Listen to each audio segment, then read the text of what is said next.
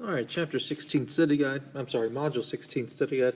So remember, as with all study guides, first try to complete this on your own. Only use this to really check your answers, and that way you are sure that you understand the material. Also, remember, don't just use the study guide as the only means of studying. Also, look through your notes and do some extra examples if you're struggling with one concept or another concept. Okay.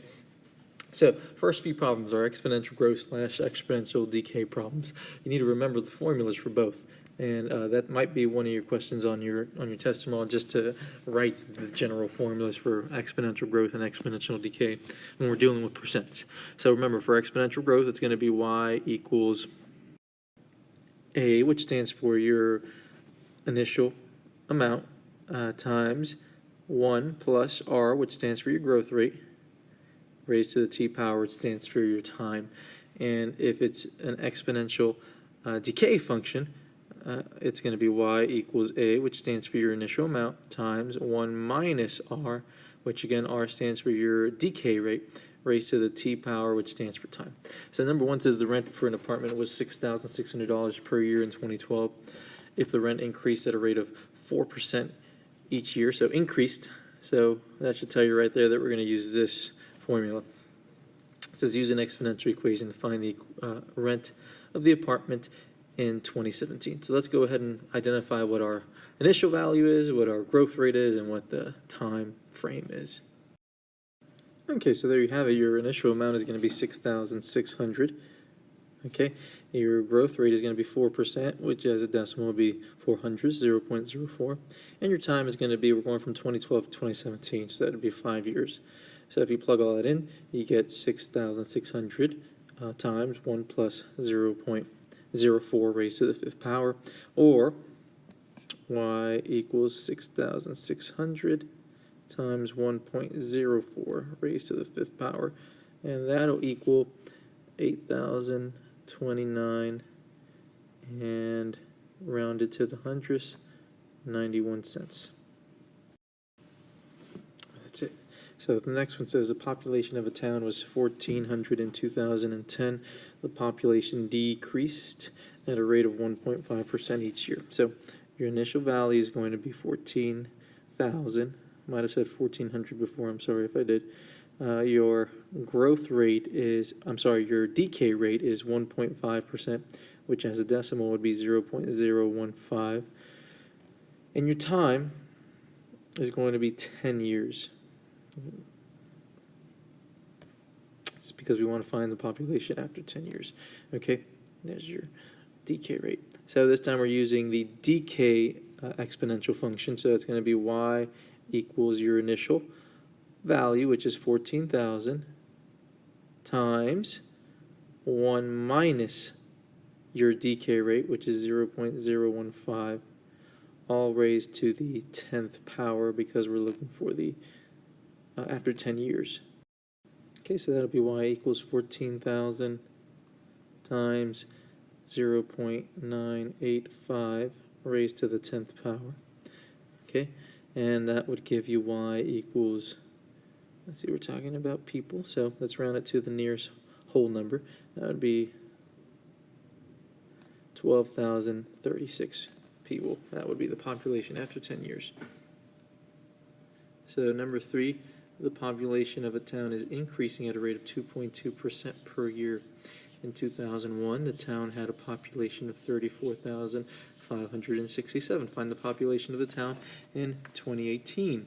So your A in this one is going to be, your initial value is going to be 34,567.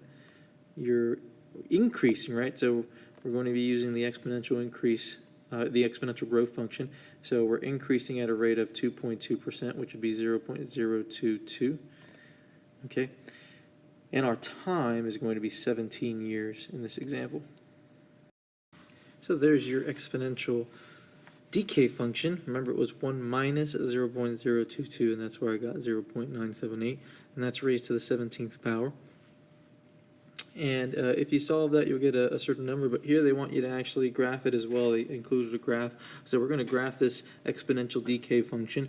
At 0, what is our value? Well, 0 is our initial value, right? So at 0 would be at 34,567, which would be right over here.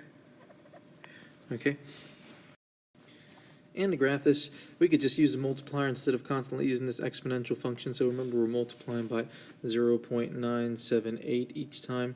So just use your calculator and continue multiplying by 0.978 and fill in the rest of this graph. And then we'll talk about our final answer, which is the 17th, after the 17th year.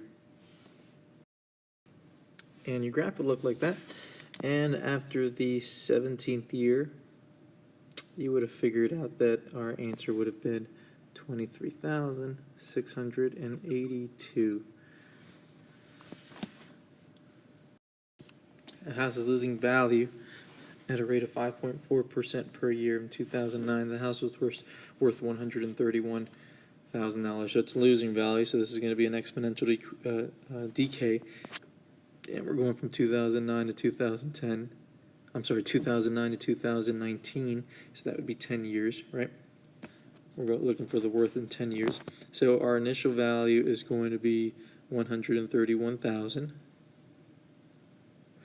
Our rate of decay is going to be 0.054, and our time is going to be 10 years. So as I was setting up this problem, I just realized that I did the previous problem incorrectly. I did it as a decay instead of as an increase. So I apologize about that.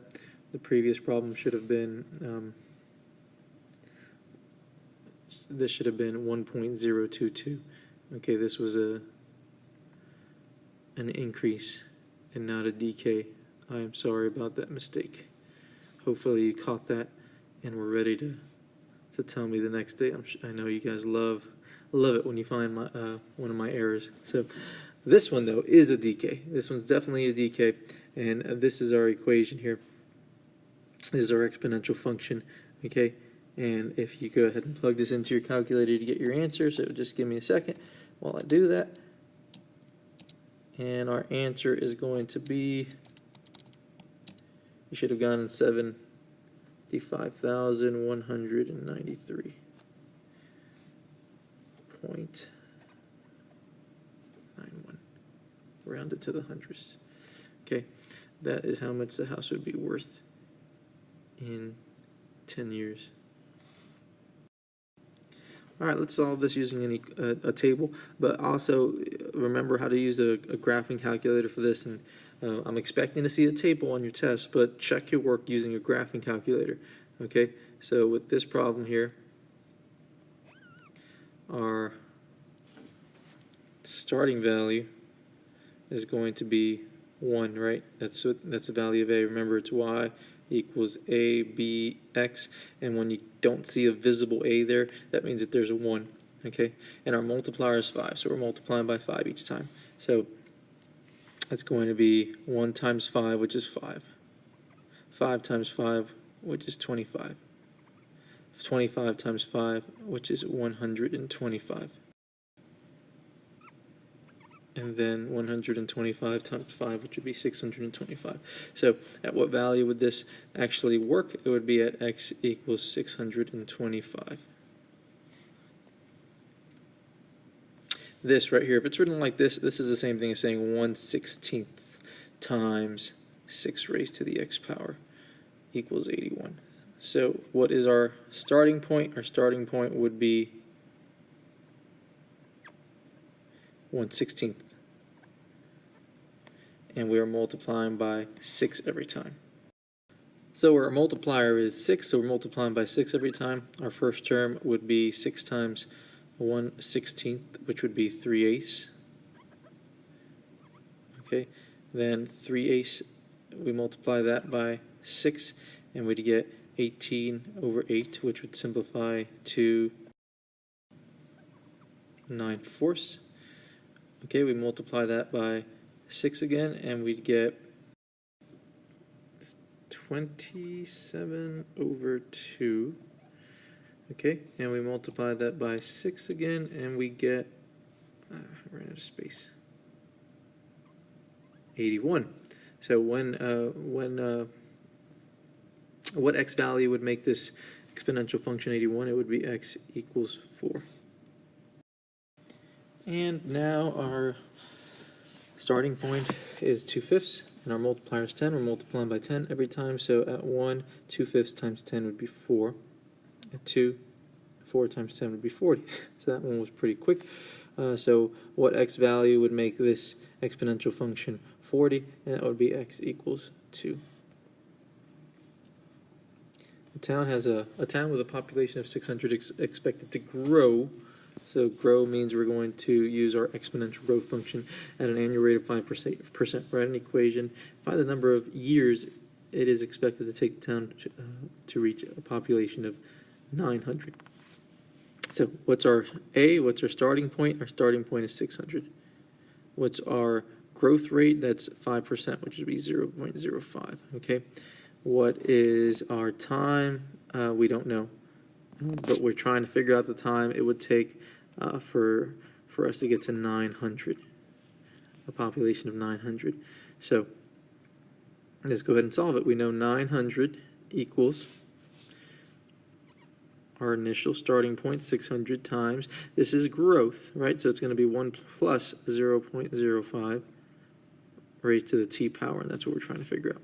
So that's going to be 900 equals 600 times 1.05 raised to the t power. And you know how to do this with a graphing calculator already. So let's go ahead and do it with a table. So our starting point is 600, and we're multiplying by 1.05 every time. So at 1, it would be 630. At 2, it would be 661.5. We're looking for 900. At 3, it would be 694.575. At 4, it would be 729.30375. At 5, it would be 765.768, and so forth. At 6, it would be 804.057 ... At 7, it would be 844.26 ... And at 8, it would be 886.47. So it's a lot easier to just use your graphing calculator for this one. At 9, it's going to be 930. So we know it's going to be between, we know it's going to be at 930. It's not 930. 930.79 something. So we know it's going to be at the 9th, between the 8th and the 9th year. And your calculator will give you the exact amount when you use the steps that we learned in class on how to solve these type of problems. And the last problem on your study guide, Emil has $500 in a savings account. He's looking at 2 savings plans. Under Plan A, he will increase his account balance by a constant rate per year. Okay, so that's going to be an arithmetic sequence, a linear function, I'm sorry. Under Plan B, he will increase his account by a balance of 25% per year. Okay, so that's going to be an exponential growth.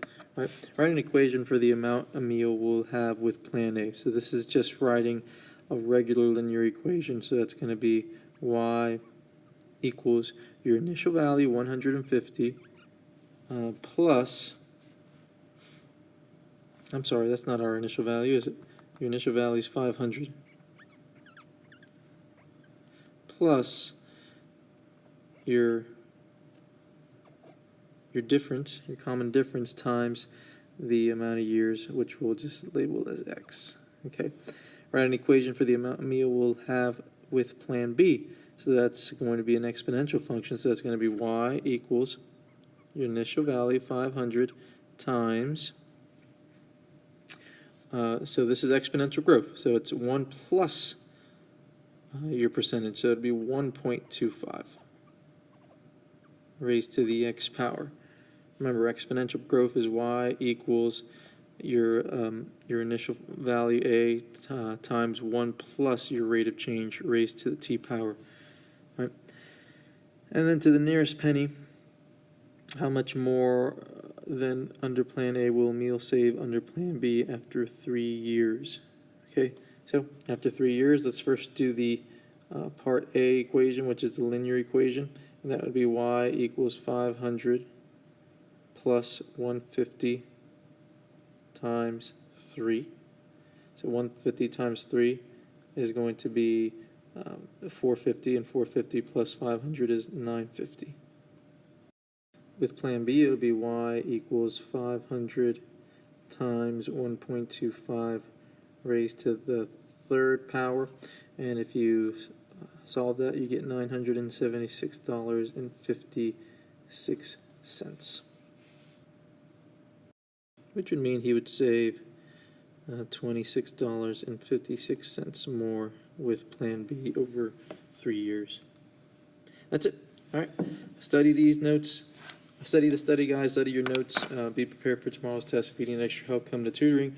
I will see you tomorrow. Have a great day.